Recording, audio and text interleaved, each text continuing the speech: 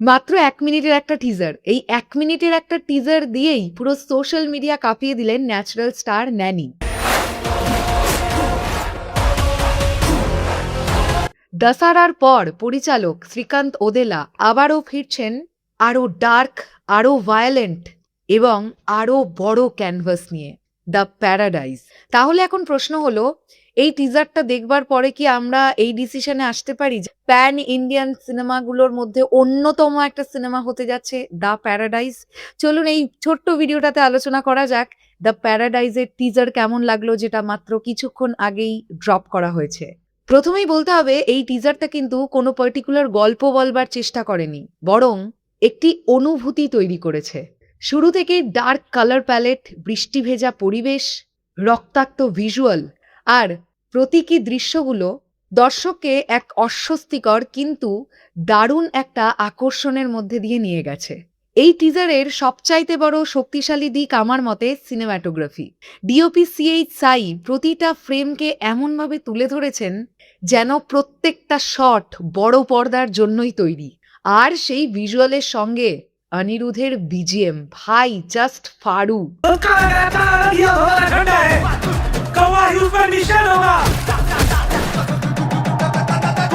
ভারী drums, chorus এবং dark orchestration এই টিজারটাকে একটা আলাদাই লেভেলের মাত্রা দিয়ে দিয়েছে।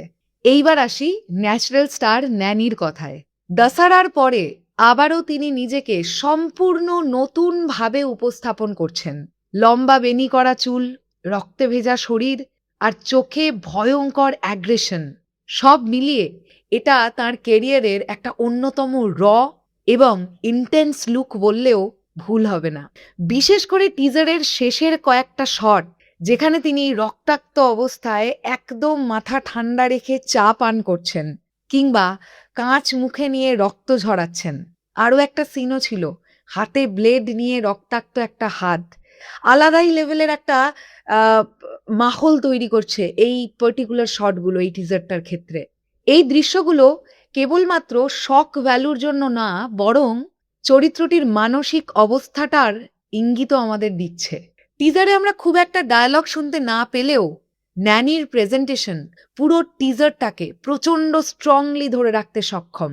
টিজারটা দেখে মনে হচ্ছে এটা কেবলমাত্রই একটা অ্যাকশন ফিল্ম, এমনটা কিন্তু নয়, বরং ক্ষমতা, শোষণ, প্রতিশোধ আর বিদ্রোহের গল্প বলবে এটা। পরিচালক শ্রীকান্ত ওদেলা আবারও তার স্বাক্ষরধর্মী একটা কাজ নিয়েই আসতে যাচ্ছেন বলে মনে হয়।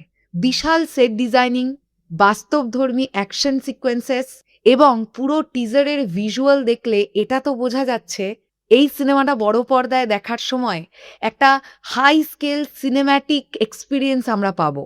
তো সব মিলিয়ে দ্য প্যারাডাইজের অফিসিয়াল টিজার আমার কাছে ভীষণ প্রমিসিং লেগেছে এবং টিজারটা দেখবার পর আমার এক্সাইটমেন্ট অলরেডি তৈরি হয়েছে যে সিনেমা হলে এই সিনেমাটা তো দেখতে যেতেই হবে। আচ্ছা, কমেন্ট সেকশনে এবার আপনারা জানান তো, ন্যানির এই পার্টিকুলার লুকটা আপনার ক্ষেত্রে প্রত্যাশা কতখানি বাড়াতে পেরেছে? অবশ্যই কমেন্ট সেকশনে আপনার মতামতটা জানাবেন। আপনার মতামতের অপেক্ষায় রইলাম আমি। পৌশালী এতক্ষণ ছিলাম আপনাদের সঙ্গে। আবারও দেখা হচ্ছে নতুন কোনো ভিডিও নিয়ে। তাহলে এখনের জন্যে টাটা।